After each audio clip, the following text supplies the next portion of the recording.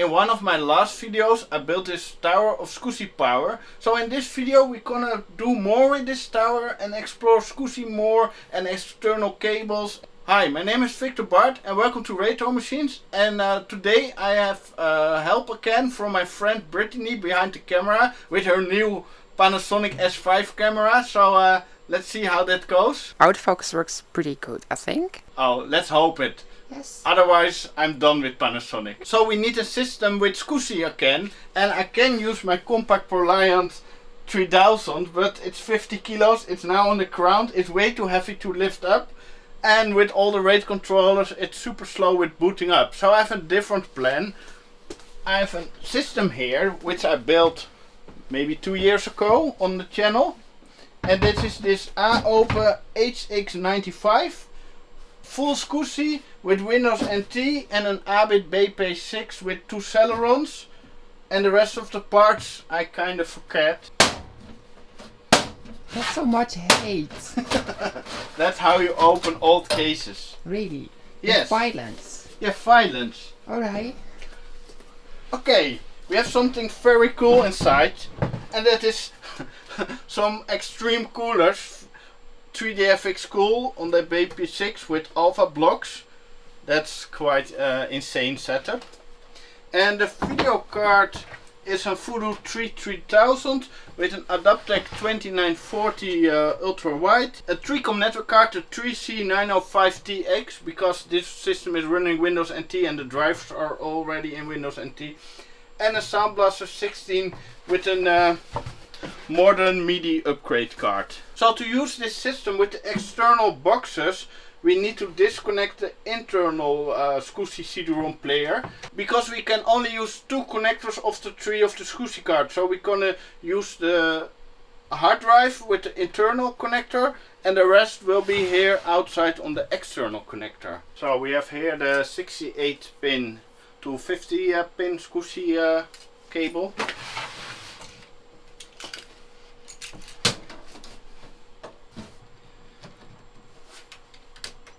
So here on the rear of the SCSI tower we have 2 SCSI connectors. One is now populated with the terminator, and this one goes now to the machine. So let's see if it all works, and then we will expand this system with more devices, because I have more SCSI towers. This iomega jazz drive, and here's the rear with a big 50 pin and 25 pin. So I hope this is termination. And we have this DVD RAM, also with 2 50 pins, also this one has termination. So we're gonna see if this will work all together on the SCSI chain. I really hope so. I never tried so many SCSI devices with external cables on one system. So let's explore how that goes. Let's first turn on the SCSI box and then the SCSI computer. And let's hope it just works. I don't want to troubleshoot too much. No display yet. Is it already broken? Uh-oh. You screwed it up, I think. Yeah, already. Yeah, you already did it. Why is the video card loose in the system? That's not good. There's no screw inside. You see, you screwed up. Again. You screwed up. Yeah, you screwed the screw up. But now I'm screwing the system up. Yes. Or not. I think I found a problem, and Brittany said, yeah, use this nice IBM keyboard. And now it's turning on with a good compact keyboard. So this keyboard and the BP6 doesn't work, and I never experienced that a keyboard stopped the computer working. Yeah, it's just so too we have now the Adaptec 2940 ultra wide. Okay, the Atlas hard drive is detected. The CD-ROM on ID 3 is now detected. So we have ID 1 and 2 free.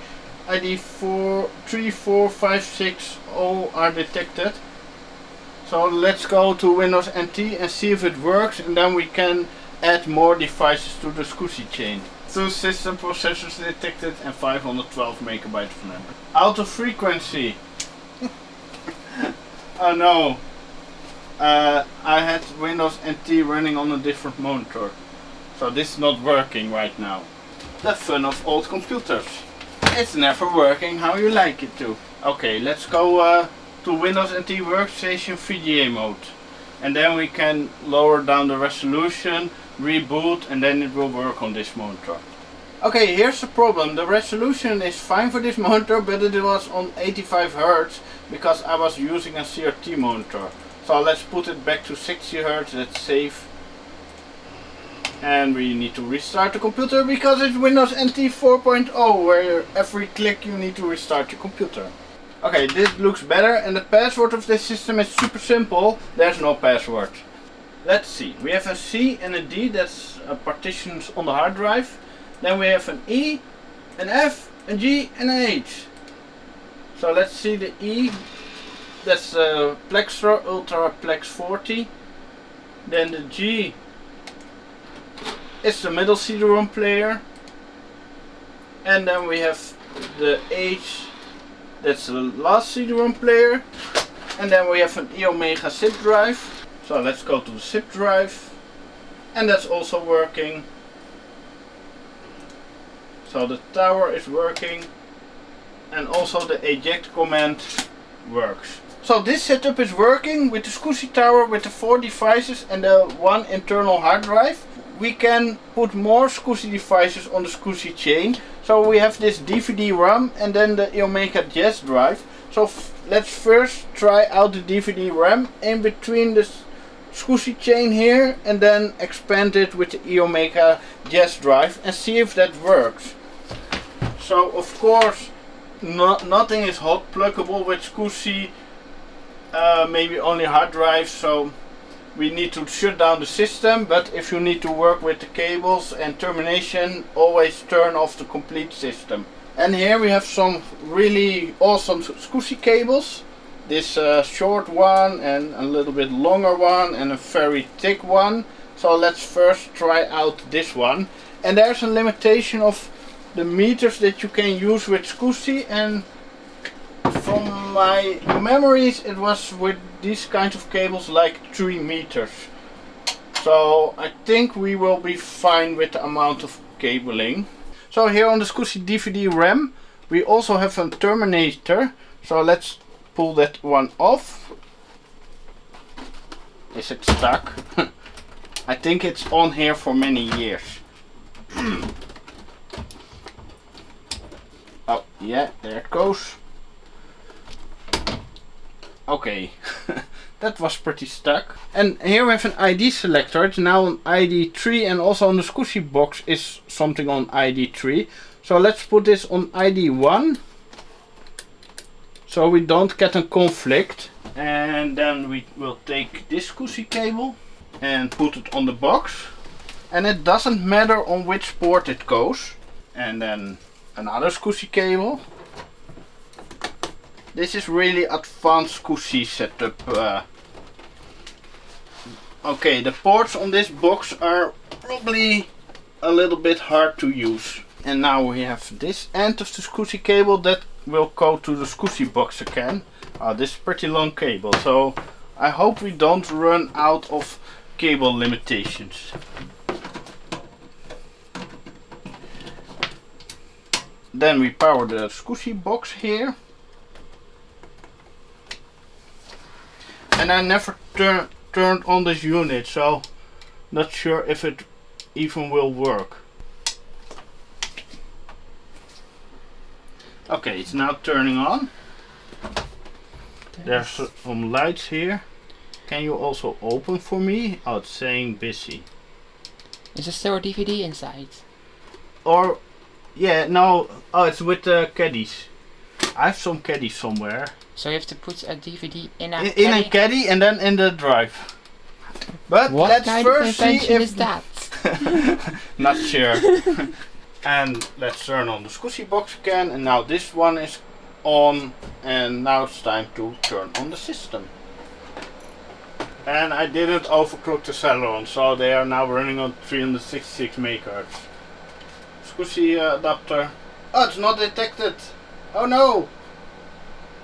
We cannot see a movie. ID 1 is not detected. Oh. And no errors. Not sure if this box even will work. Uh-oh. But at least the cabling is working, because this is in between the SCSI cable to this box, and here everything was detected.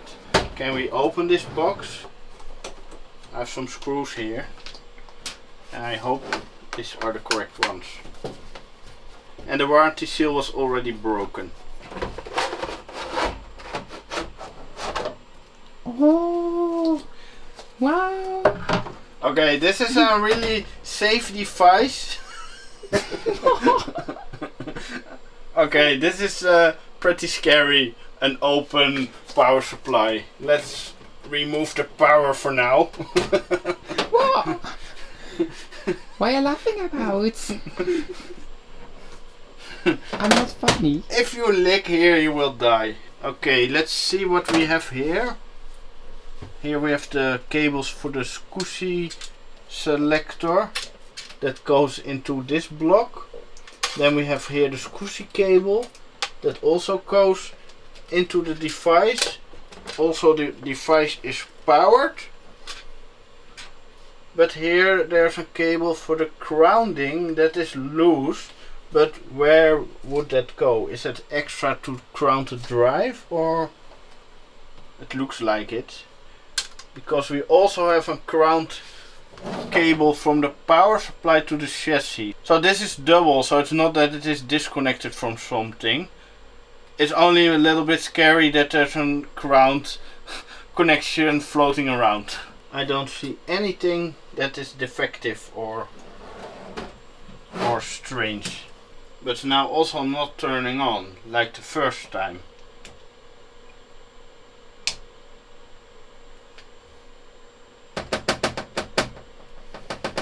Maybe the power supply is faulty in this unit.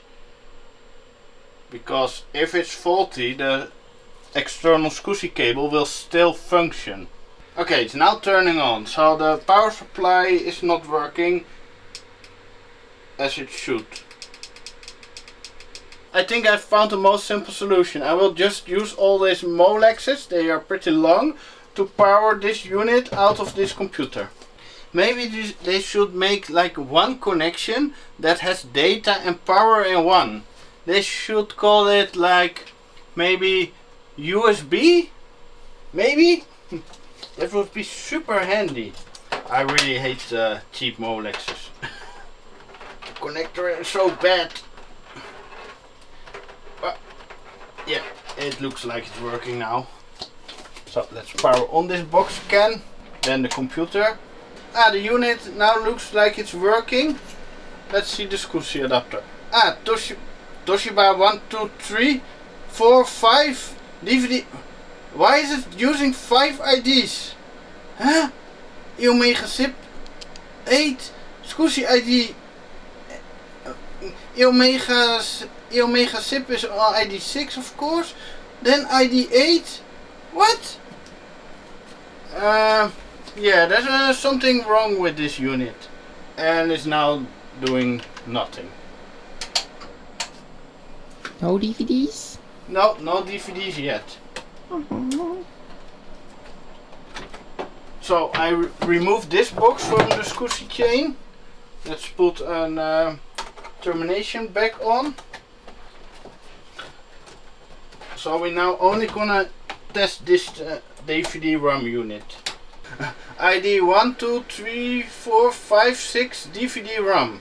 What's wrong with this unit? Here we have the ID selector, which is with this block on the drive. And I didn't remove any cable of it. All cables are connected. It's on ID 1, so let's put it now on maybe ID 4 or 5. Let's try ID 5. Still all the IDs are Toshibas. I never seen that with SCSI before, so there's something completely wrong with this drive. What should we do? Throw it in the trash. Throw it in the trash. A DVD ROM. That's very unique. It's a standard that didn't made it. And I have an Ultraplex 40 here. Just another SCSI device. Parity is on, no jumpers are on now, so it's on ID 0. I need to find a jumper.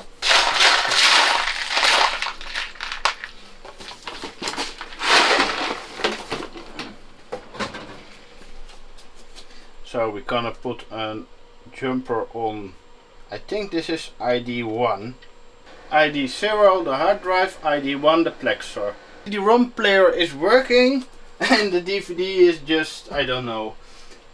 But at least we can test out the SCSI chain if that works with also the JAS drive in between and 3 external cables and 3 SCSI boxes. Let's connect this box again and see what it will do. ID 3, 4, 5 and 6. That's this box.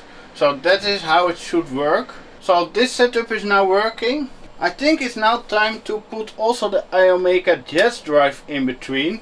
But it only has one 50 pin and a 25 pin connector. I think I will put this on the end of the SCSI chain. And I expect that this little switch with this light is a termination. Because we can't put an external terminator on here. So let's see if that will work. Let's first try out this SCSI box with just power it on. Okay, it makes noise, lights. That seems fine. Okay, now the light is on, so I expect this is termination. And we need to put this one on ID 2 because all the other IDs are now used. So it's now getting a little bit full and a lot of cables. Let's use this shorter SCSI cable so we don't go over the SCSI cable limit. And then we need to take off the termination on this box. One big cable spaghetti. It's like a bird nest. Yeah, a bird nest of SCSI goodness. So let's try out if it all works. So we need to power this one on. And then this box. So let's see if it now works with 3 external SCSI devices. Way too many cables. iomega JAS, plexor, plexor, plexor, iomega zip. I think it should work without any errors in the SCSI controller. So let's see what Windows NT will say. The hard drives are still detected. Then we have an E drive. That's ejected. Okay, that's this one. Then we have a removable disk. And I'm not sure if it's the JAS drive or the zip drive. Let's see. But I don't have any JAS 1 GB disk, so I can't test out that one. Okay, the iomega JAS drive is the F. Then we have the G. That's the zip drive. Then we have the H. And then the I. And then the G. Awesome. So we can go to Administrator Tools, Disk Administrator. Let's swap out some drive letters.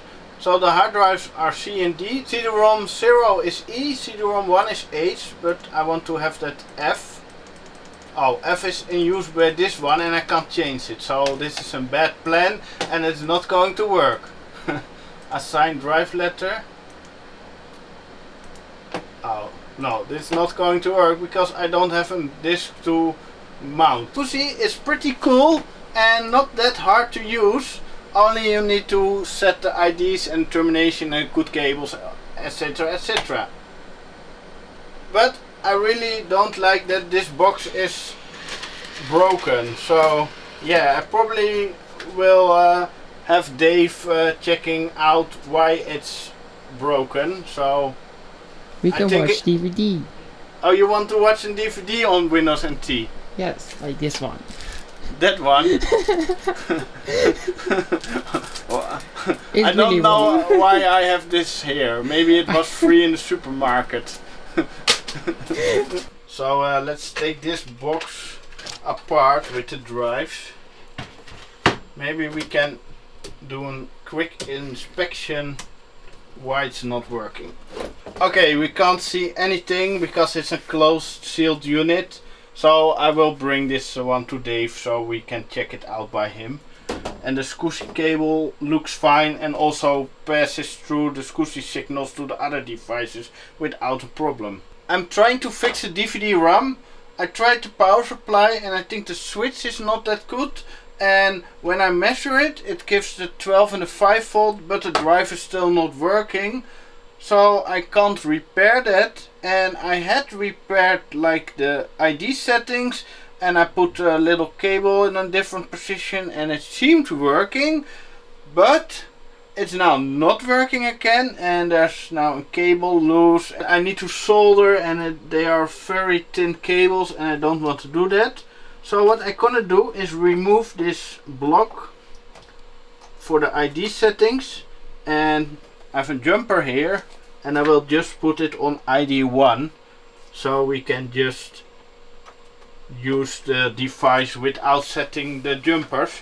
And I found out that the power cables can fit through here, so I can close the box, and now it looks better. And ID 1 Toshiba DVD-ROM. Nice, it's installed. So look what showed up, the E drive, and that is a DVD-ROM. Does the eject command work? What do we have here? Maxwell DVD-ROM, 5.2 GB double-sided rewritable. Look at this, there's a rewritable drive of the DVD-ROM standard inside, in a caddy. That's interesting. I think I have somewhere a caddy for a CD-ROM player. Let's try if that works also in this drive. So I found it here, so let's see.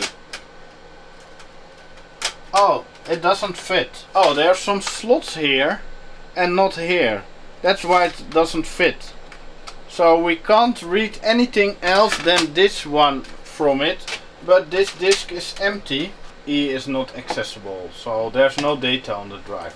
I put the whole setup back together, so let's see if it now works. And I love the Adaptec 2940 UW, it's my favorite type of controller. Okay, ID 0, 1, 2, 3, 4, 5 and 6. And the nice thing about the Plexors are that they are 20 megabytes a second, and the DVD-ROM is only 10 megabytes a second, so they use the faster SCSI standard. What are you doing?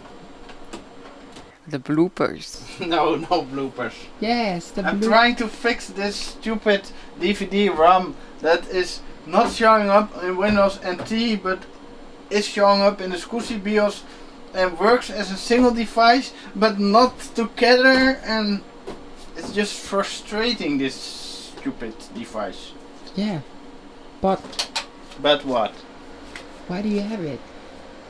Because it's cool, DVD-ROM, nobody has it. Look, it's showing up here. Oh my god. And the Jazz drive is showing up, and the rest is showing up. Works. It opens, And it closes. I hope. If I... it closes. Look, this F and G are the zip drive and the Jazz drive, and here we have H, we have I and the E, but it's just not showing up. Still not. No. So that's the DVD-RAM or? Yeah, the DVD-RAM. It's kind of working. With the CD-ROM player this was working well. So yeah, I think this is just some problematic unit. And also the case, if I try to power this unit it just doesn't work. So this needs some fixing.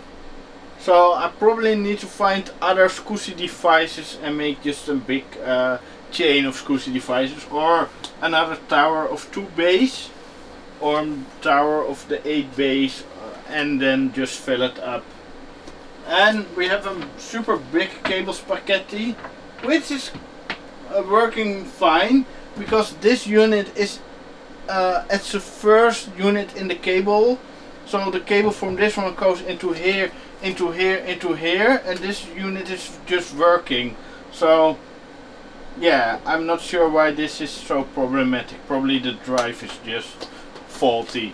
if you like to support me, you can join my Patreon, and for $1 a month you can get access to my Discord server, and we are now with 26 people.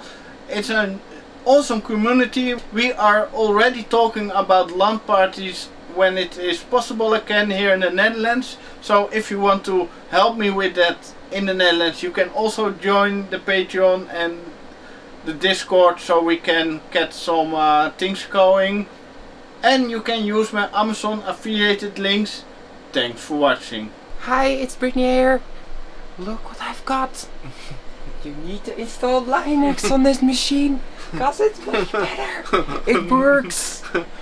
Windows NT is a cool OS, and Windows 1000 is the best. And after that, it was trash. No, absolutely not. But it's indeed a really cute tech. So yeah, I know. Should I what do you think? Should I install Linux on this machine, or should it stay Windows NT? Let's ask the viewers about it. Yeah, maybe. Oh my god. No! You are such a murderous bastard. Look, he's happy, he's jumping. No!